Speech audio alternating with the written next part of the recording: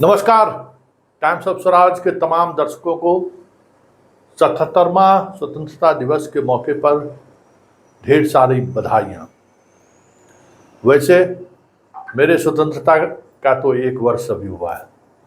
आज ही के दिन हम मेन एक्सट्रीम मीडिया से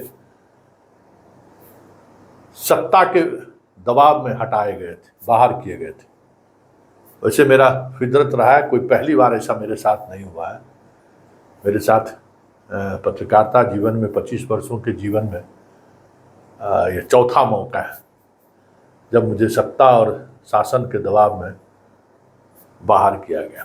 खैर, आज़ाद हूँ, पूरी आज़ादी के साथ आपके साथ इस आज़ादी का जश्न मना रहा हूँ और याद कर रहा हूँ अपनी उस जिम्मेवारी को कि आज हमारी जिम्मेवारी कहीं और अधिक बढ़ गई है।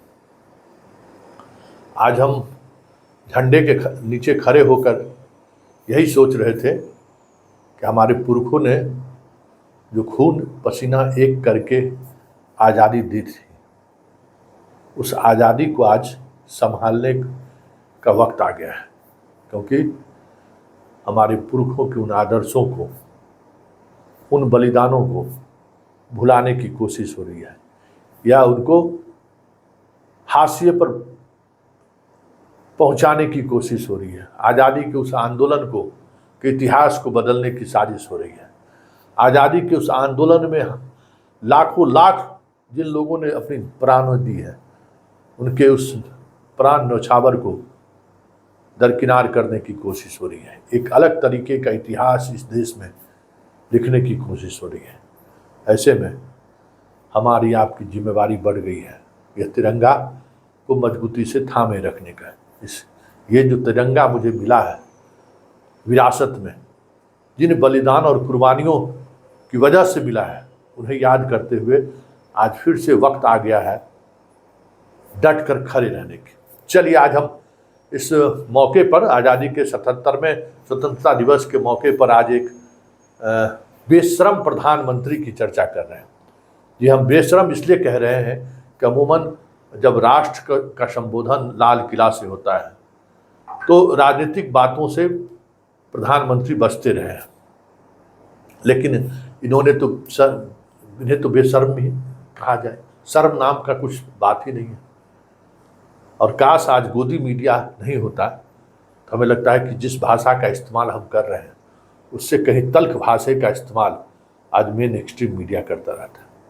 आज गोदी मीडिया नहीं रहता तो आज प्रधानमंत्री का बाइट, मतलब उन्होंने जो लाल किला के प्राचीर से जो कहा था, एक विंडो में वो चलता रहता, दूसरे विंडो में उन तमाम भगोड़ा का नाम और तारीख चलते रहती जो मोदी के काल में देश छोड़कर भागा है। मोदी का वो भाषण चलता रहता परिवारवाद को लेकर, और साथ साथ उन तमाम बीजेपी के नेताओं की तस्वीर चलती रहती कि देखिए परिवारवाद का सच क्या है।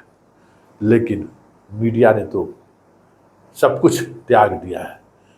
मतलब सच कहने की आदत तो छोड़िए, सच सुनने को भी तैयार नहीं है, सिर्फ महिमा मंडित करते रहना है।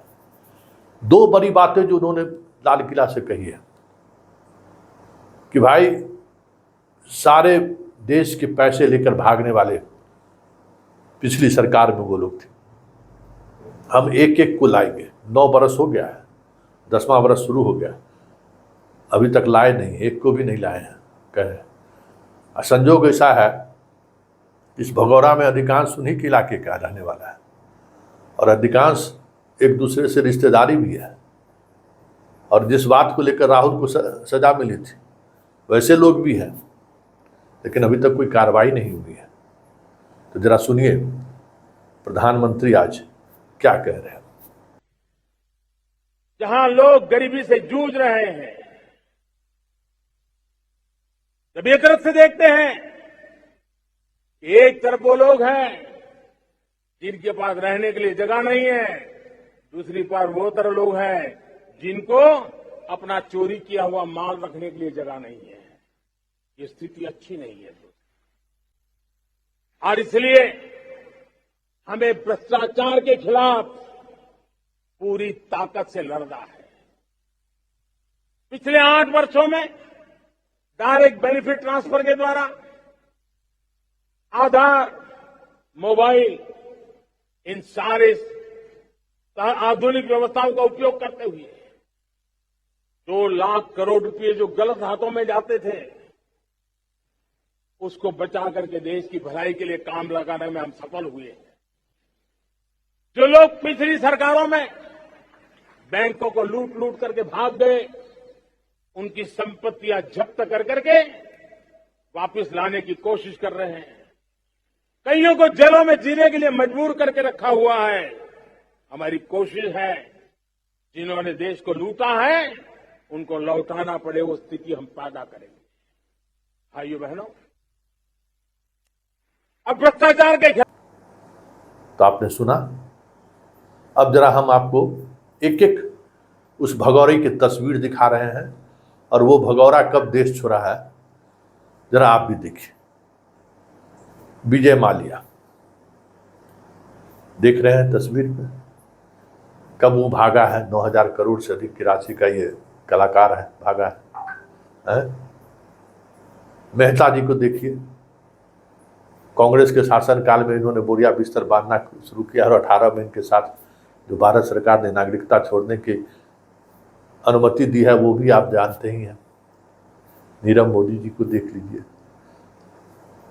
कब 2018 में भागे हैं। मोदी को देख लीजिए, ये कांग्रेस से पहले कांग्रेस के शासनकाल में भागे हैं, इनको भी आप देख लीजिए।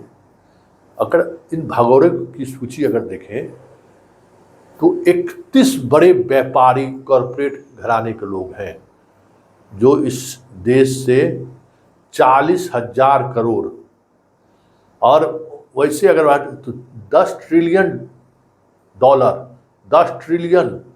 10 लाख ट्रिलियन डॉलर के करीब है, उस राशि को लेकर ये लोग सब भागे हुए हैं। और ये संयोग नहीं है, कहने वाले से प्रयोग भी कहते हैं कि ये सारा खेल, भागने वाला जितना खेल है श्रीमान के शासनकाल में ही हुआ है। अधिकांश लोग इन्हीं के शासनकाल में भागे। 2021 में पार्लियामेंट में इसको लेकर बड़ी बहस हुई थी। श्रीमान सूची जारी किए थे इनके विभाग, इनके सरकार की तरफ से ही, और सूची में तारीख भी तय लिखी हुई है कि कब कब ये लोग देश छोड़कर भागे। और उसमें ये भी लिखा हुआ है, इनसे पूछा गया कि कितने लोगों को आप पकड़ के लाए हैं, तो 0/0। और क्या कह गए लाल किला से कि सबको भगाया गया और हम तो जेल के सलाखों में दे रखा है। कोई एक नाम है ऐसा क्या?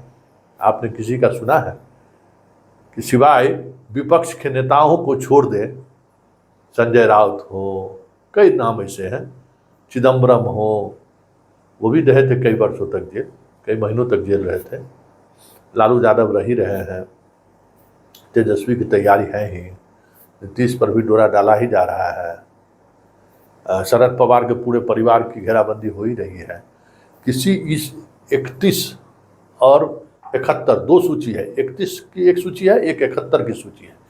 इन दोनों सूची में कोई एक नाम बताइए जो व्यापारी हैं, वो पकड़े गए हों और वो जेल में हों। एक भी सूची में नाम अगर आपकी जानकारी में हो तो हमें भी बताइए। बात यही नहीं है, बात इससे आगे उन्होंने क्या क्या नहीं कह दिया प्राचीर से कि इस देश के लोकतंत्र के लिए बहुत खतरा है परिवारवाद। क्या कहते हैं, अमेरिका में कई ऐसे राष्ट्रपति हुए हैं जिनका बेटा भी राष्ट्रपति हुआ है, पोता भी, बुश का तो कई पीढ़ी राष्ट्रपति हुए हैं। कि हिलरी क्लिंटन, बिल क्लिंटन की पत्नी थी, भाई चुनाव लड़ रही थी ना।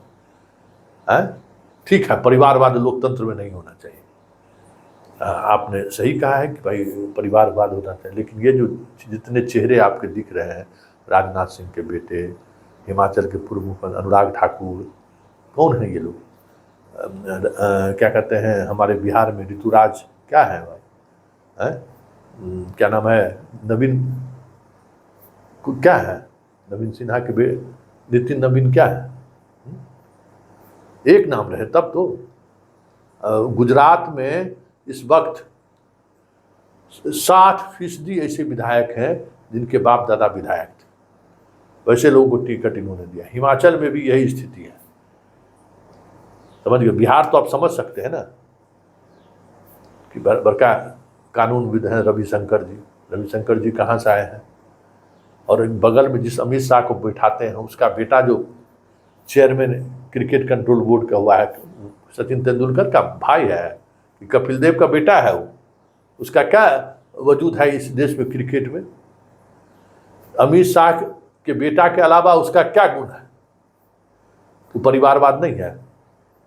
तो जरा सुन लीजिए, मोदी परिवारवाद पर भी कुछ बोले, जरा सुन लीजिए क्या कह रहे हैं। भाई भतीजावाद। और जब मैं भाई भतीजावाद परिवारवाद की बात करता हूं तो लोगों को लगता है मैं सिर्फ राजनीतिक क्षेत्र की बात करता हूं। जी नहीं, दुर्भाग्य से राजनीतिक क्षेत्र की उस बुराई ने हिंदुस्तान की हर संस्थाओं में परिवारवाद को पोषित कर दिया है। परिवारवाद हमारी अनेक संस्थाओं को अपने में लपेटे हुए है और इसके कारण मेरे देश की टैलेंट को नुकसान होता है। तो आपने सुना परिवारवाद पर क्या कर रहे हैं, और ये सारे सूरत हम आपको दिखा दिए कि सारे चेहरे बीजेपी के चेहरे हैं, एक नहीं सैकड़ों ऐसे चेहरे हैं। अब यहाँ सम्राट चौधरी क्या है बिहार में भाई, जिसको आप प्रदेश अध्यक्ष बनाए हुए? संजय जायसवाल क्या था? परिवारवाद नहीं है? मतलब उनका परिवारवाद तो परिवारवाद, आपका परिवारवाद मतलब गांधीवाद। वो भ्रष्टाचारी तो भ्रष्टाचारी, आपके पास आ गया तो सदाचारी, यही कहना चाहते हैं ना? तो यही राजनीति है। इसलिए मैंने कहा है कि ये बेशर्म प्रधानमंत्री, और बेशर्मी के हद देखिए। इनको 2024 से 29 तक का समय दीजिए, 2047 में जब हम लोग जिंदा भी नहीं रहेंगे तो 2047 में देश 1 नंबर पर पहुंच जाएगा। और नहीं पहुंचेगा तो इनको कब्र से लोग खुद के बाहर निकालेगा। भाई आपको हम वोट देंगे 24 से 29 के लिए, अब भारत जो है सो 2047 में 1 नंबर पर हो। तो यही समझिए कि शब्द का जो खेला खेलता है मोदी, इसको समझने की जरूरत है। और यही इसका तरीका है काम करने का, बस हिटलर की तरह जो है सो सपना दिखाना है और राष्ट्रवाद के सहारे हम सबको पागल बना कर रखना है। यही इसकी राजनीतिक शैली है, एकदम हिटलर, और इसमें कोई फर्क नहीं है। हिटलर को याद कीजिए, हिटलर के इतिहास को पढ़िए, हिटलर के कामकाज की शैली को देखिए। वो भी चुनी हुई सरकार का प्रमुख था, और राष्ट्रवाद के सहारे किस तरीके से चीज़ों को कहाँ से कहाँ तक पहुँचा दिया, जरा इसको समझने की जरूरत है। और इसी तरीके से झूठ बोलता था, उसका तो प्रचार मंत्री था जो झूठे बोलता ही रहता था। तो ये भी झूठ बोलते हैं। तो लाल किला के प्राचीर से भी इस आदमी को झूठ बोलना शर्म नहीं होता है, तो इसे हम क्या कहेंगे? बेशर्मी कहेंगे।